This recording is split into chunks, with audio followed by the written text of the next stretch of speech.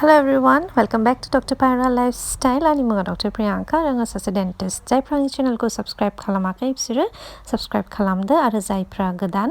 आङो बेवहाय लाइफस्टाइलनिबो भिडिअस लाबोयो स' नोंथांमोना नायलांदो स' दिनै आङो भिडिअखौ डाइरेक्टलि आंनि क्लिनिकनिफ्राय स्टार्ट खालामनोसै नैबे आंनि सासे 10 year old पेशेन्टमोन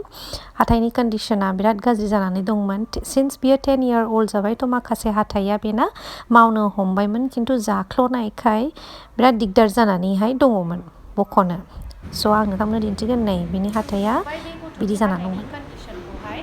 बेना गासिबो हाथाइया एम्फौ जाजोबनानैहाय दङमोन थ' जोङो दा बिनिखौ एक्सट्राक्शन खालामगोन क्योंकि बेना गथ'ना गोजौ गाहाय मोननैबो जाजोब्बाय थ' बेहा जानो प्रब्लेम जागोन बेखायनो जोङो पार्ट बाय पार्ट बेखौहाय बख'गोन थ' आफ्टार एक्सट्राक्शन नै बेना बेसेबांथा पिस बेना बिदि बायस'जोबनानैहाय दङमोन 10 बोसोरनि गथ' आङो गथ'नि बख'नायनिखौ भिडिअ लायाखिसै कि गथ' मानसि नालाय एसे उसुबिदाबो बेखायनो आं लास्टआव बेखौ दिन्थिबाय